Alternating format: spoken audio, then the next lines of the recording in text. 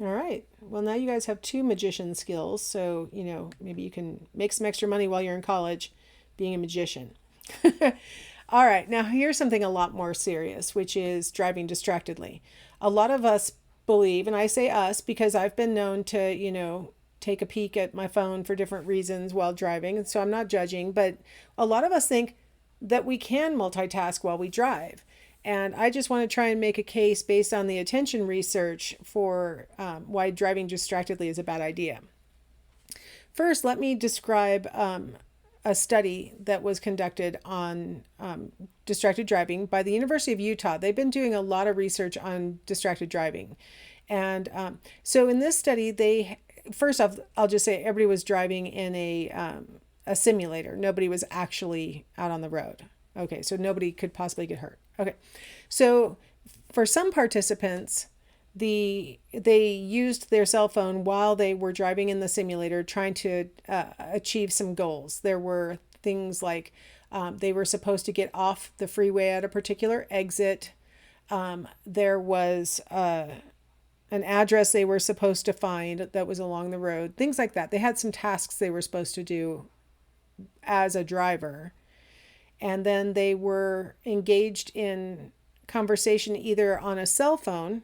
In some of the conditions, it was a cell phone that they had to hold to their ear. In some of the conditions, it was a cell phone that was, like earbuds kind of situation. Or they had to do the same driving tasks while listening to the radio. Or they just drove with no distraction at all. What they found is that cell phone use, whether it was hands-free or handheld, didn't matter.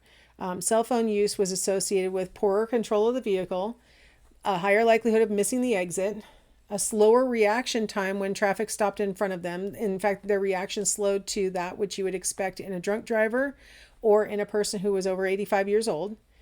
And they found that if the cell phone use included trying to text, or if it included trying to look up an address on the internet or something like that, that of course it was a much more pronounced deficit than if they were just talking on the cell phone.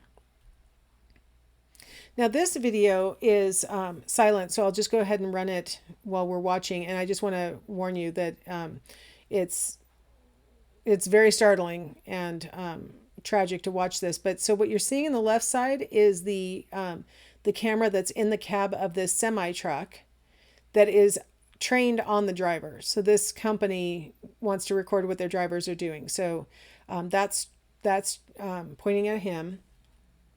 You can't really see super well, but behind this thing that he put into the cup holder to kind of block the camera's view, he's actually looking at a cell phone. And then the right-hand panel is showing you the dash cam footage on the semi that's showing you what's actually happening on the road. So brace yourself because it's a pretty dramatic piece. It's silent.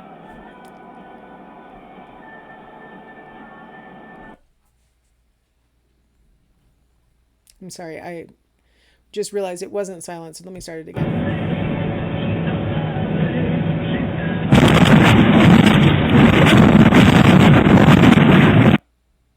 All right, so he did not see that police car that was blocking the road at all.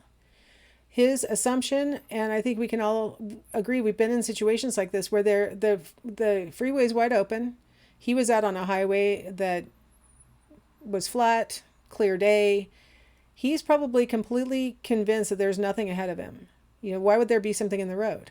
So he didn't see that at all. He was looking down at his phone and he just completely crashed into the police car and maybe even the car in front of it and rolled and all sorts of things. He only saw what he expected to see out in the world in front of him because his brain was on whatever he was looking at on his phone. And that's the risk, is that your brain will literally assume that everything out in front of it is fine. It's normal. And it won't see brake lights. It won't see the lights on the police cruiser. It won't see those things because it's not expecting to see it, right? This is what we've been talking about this whole chapter, that you see what you expect to see. You would think now, if the early selection models were correct, that the salience of the stimuli would pull your attention. You would think that those lights on the police car would pull the driver's attention. But this example kind of throws a little bit of a wrench in that interpretation, doesn't it? Because it didn't pull his attention. Red lights flashing in the lane in front of him didn't pull his attention away from the phone that he was looking at. So I would just like to argue that we need to reduce our focus on our phones while we're driving, because it can cause us to believe that we're seeing things that we aren't really seeing, and can cause us to end up in really tragic accidents. So hopefully you guys are convinced that you really can't divide your attention as well as maybe you previously thought you could, and you'll do everything you can to not be looking at your phone while you're driving your car. All right, well, that's kind of a downer end of our chapter, but I will see you guys in chapter 4 where, things will be more perky, or maybe more boring. I'm not sure. All right, see you in the next one.